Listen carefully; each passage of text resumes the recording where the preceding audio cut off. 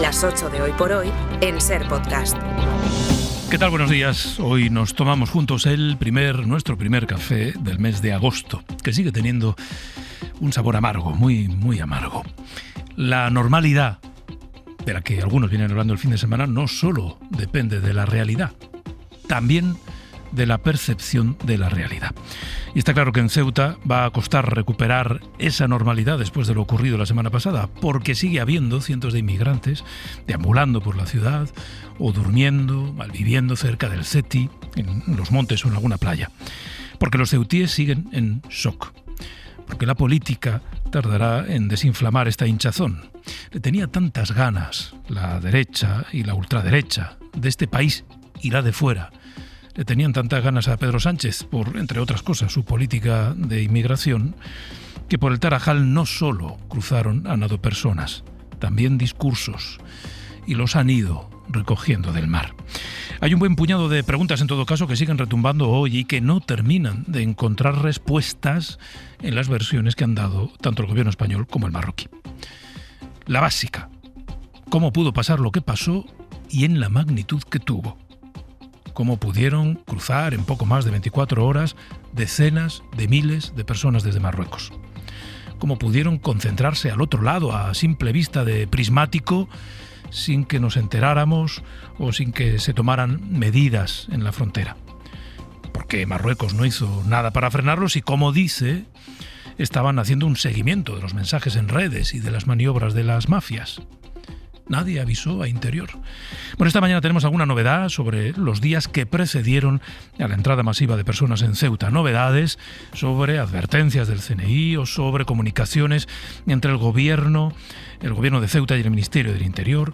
Pero antes tenemos que pisar la calle, tenemos que recorrer Ceuta para saber cómo amanece la ciudad en este primer lunes de agosto. En las inmediaciones del CETI está Antonio Martín. Antonio, muy buenos días. Hola, buenos días. Pues efectivamente estamos justo al lado del centro de estancia temporal de inmigrantes. No hemos podido acceder a la puerta principal porque se ha cerrado el paso, pero desde este lugar pues vemos incluso las habitaciones del CETI. Apenas se escuchan murmullos, nos hablan de calma tensa en el interior. Aparente, al menos también desde fuera, tranquilidad, la misma que se respira en esta carretera que da acceso al centro y donde esperan ahora mismo para ser acogidos en este centro de estancia temporal de inmigrantes unos 200 subsaharianos, según vemos desde esta zona, y a los que hay que sumar los 350 que esperan en la playa cercana al CETI, desde donde conectábamos a las 7 de la mañana. Después de los enfrentamientos con batallas campales, lanzamiento de piedras e incluso presencia de armas blancas que se produjeron ayer entre subsaharianos y marroquíes, se ha decidido separar a ambos colectivos, dando prioridad en este lugar a los subsaharianos, que son los que accederán al CETI, que ahora casi duplica su capacidad operativa. Duermen arropados con mantas, con sábanas, la gran mayoría ya se han despertado a esta hora, no se les ofrece ningún tipo de alimentos y todo bajo la atenta mirada de la Policía Nacional y de la seguridad privada del centro. Los marroquíes se esconden en las vaguadas cercanas para evitar ser trasladados a la frontera. Algunos aparecen solicitando comidas, pero rápidamente, viendo la Policía Nacional, huyen de nuevo hacia las vaguadas cercanas al CETI. Les decía que teníamos novedades sobre los días que precedieron a esta crisis. Vamos a saludar primero a Javier Bañuelos. Javier, muy buenos días. ¿Qué tal, Pedro? Buenos días. Nicolás Castellano, que sigue en Ceuta. Hola, Nico, buenos días. Hola, Pedro, buenos días. Bueno, tenemos novedades esta mañana, novedades relevantes que intentan dar respuesta, al menos una parte de la respuesta, a la pregunta de si nadie en el gobierno avisó de lo que podía ocurrir, si nadie alertó al Ministerio de Interior de una entrada masiva. Vamos a recordar lo que el sábado decía el ministro de Interior, que insistía en la idea de que todo les pilló por sorpresa. No hay ningún informe al respecto de que una situación como la acontecida el día 30 hubiera podido surgir, evidentemente. Lo que les contamos esta mañana es que el CNI dio varios avisos a Interior del riesgo de esa llegada masiva de personas. Bañuelos. Manejaba, Pedro, información fiable de que el riesgo de una entrada masiva en Ceuta era posible y muy real, porque las mafias habían detectado un ángulo muerto administrativo tras la sentencia del Supremo del pasado 8 de julio.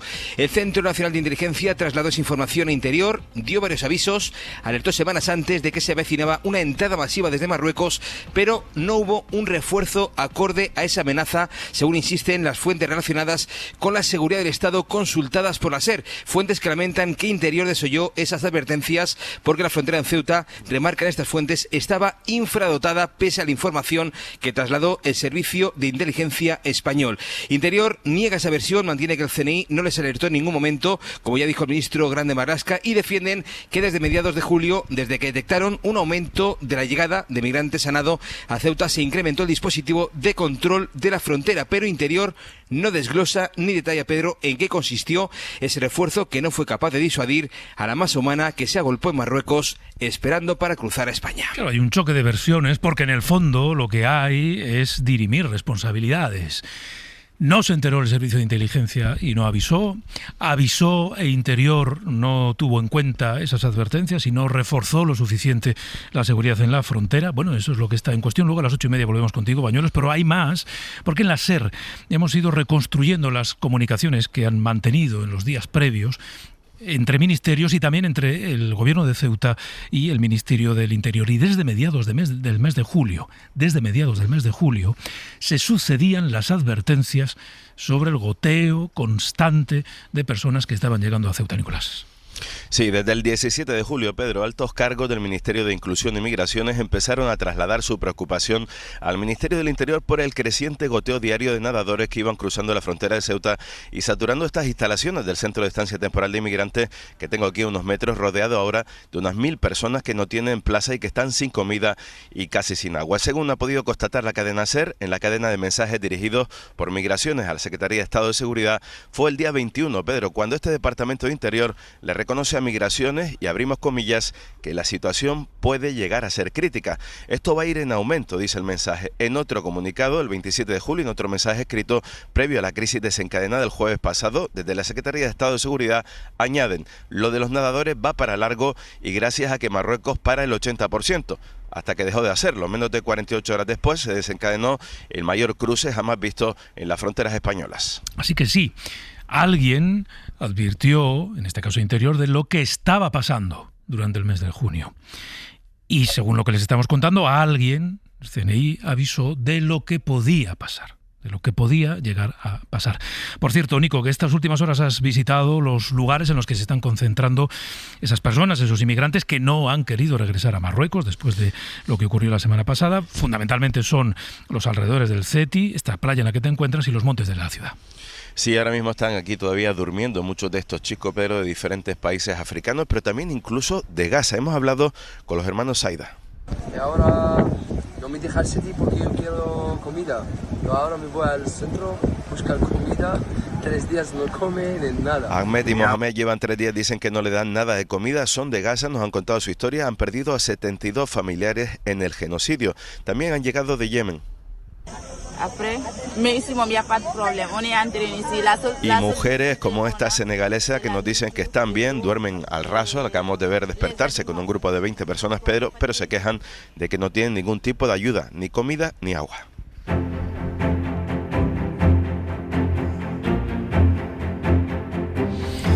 Y ayer, a última hora de la tarde, primero de la noche, Marruecos por fin habló y dio su versión de lo ocurrido. Lo hizo en un comunicado del Ministerio de Interior en el que, en resumen, se explica lo sucedido como una mezcla de mensajes en redes sociales, de maniobras de las mafias, de interpretaciones interesadas de esa sentencia del Supremo que prohíbe las devoluciones en caliente de quien entre a través del mar. En fin, según Marruecos, todo eso explica lo sucedido. Lo que no explica Marruecos es por qué no lo frenaron, por qué no lo impidieron, pese a que llegan a decir en ese comunicado que estaban haciendo un seguimiento de la crisis, de los mensajes, del papel de las mafias. Pese a todo, este país, que se quita de encima cualquier responsabilidad, insiste que es un socio fiable y respetable. Desde Marruecos informa Marc Ferrà. Buenos días. Rabat habla y da cifras por primera vez. Apuntan que 40.000 personas llegaron a Ceuta y unos 1.000 a Melilla. Explican que de momento tienen constancia de 10 personas muertas por ahogamiento y otra tras caer de una zona rocosa, aunque no dan detalles de los desaparecidos. Sobre los motivos que empujaron a miles de personas a cruzar,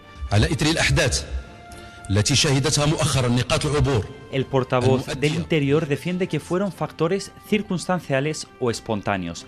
Apunta a la información engañosa en redes sociales, también que muchos interpretaron de manera errónea, dicen, la sentencia que rechazaba los conocido como retorno en caliente. Además apuntan a las redes de trata de seres humanos. En esto último coinciden con Madrid. Finalmente defienden su gestión. Se presentan como un socio fiable y responsable. Explican que activaron varios mecanismos que permitieron controlar la situación, proteger las vidas y asegurar las fronteras.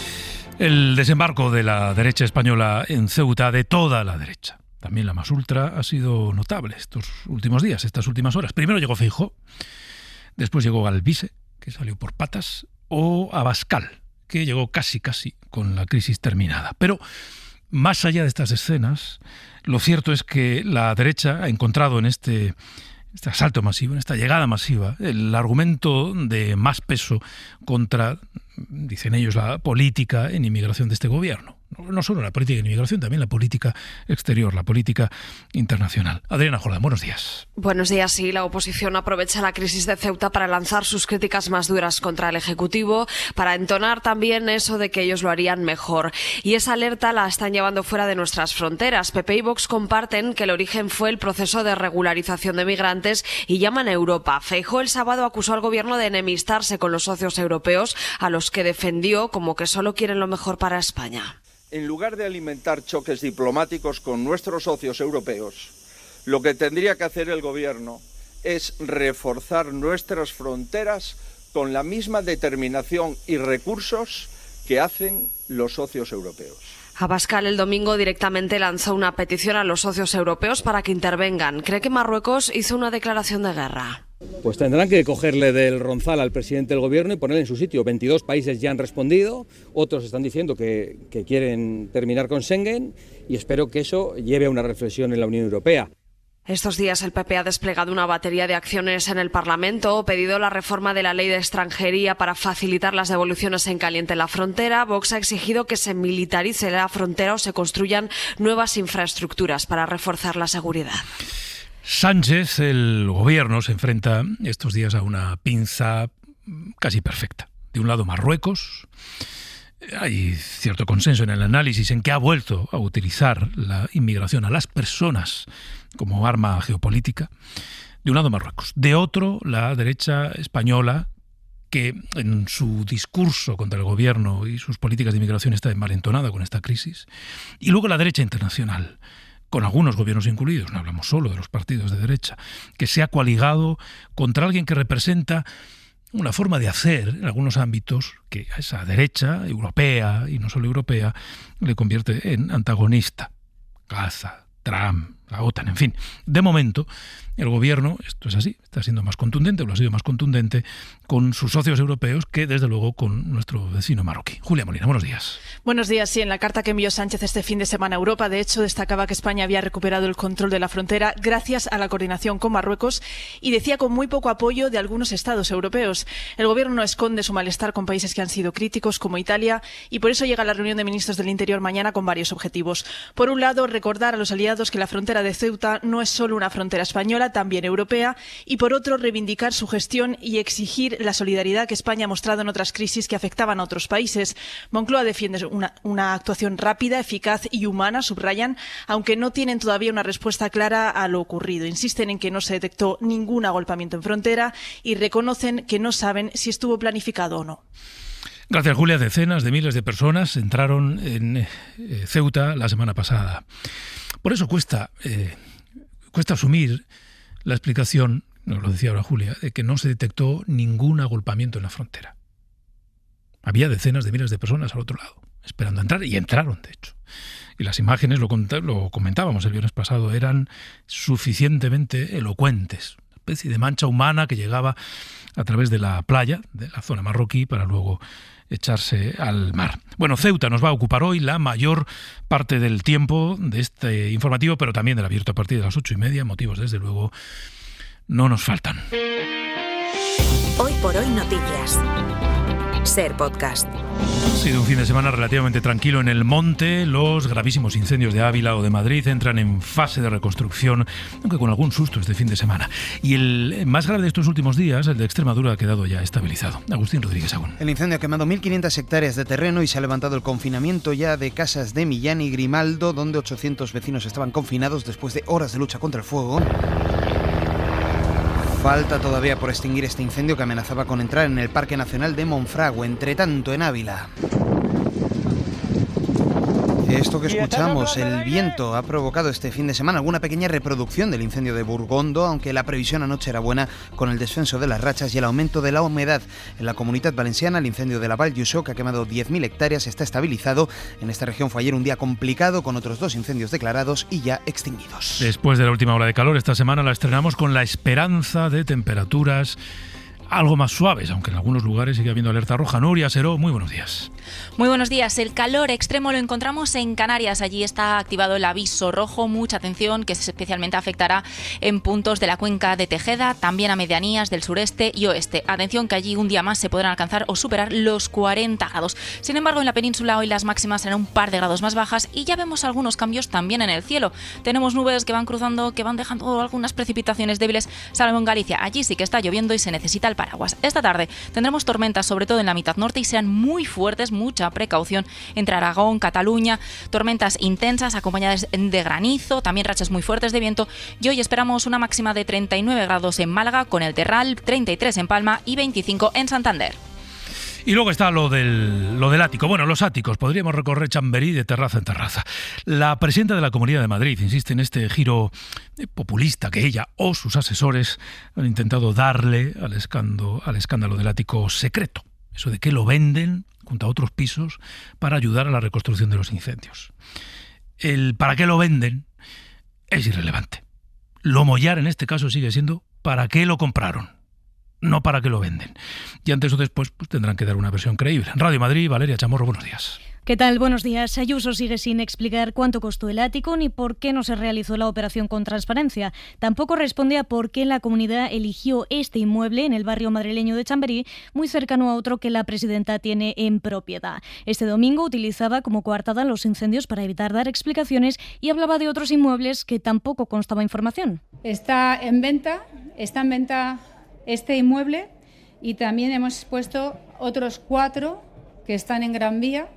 Y con estos más de 22 millones de euros aproximadamente vamos a reforzar la reconstrucción de la Sierra Oeste. La oposición exige ahora respuestas. El último movimiento llega de la mano del PSOE, que solicita una convocatoria urgente de la mesa de la Asamblea para que convoque a la Diputación Permanente, el órgano que se queda de guardia durante las vacaciones parlamentarias. Para no perderte ningún episodio, síguenos en la aplicación o la web de la SER, Podium Podcast o tu plataforma de audio favorita.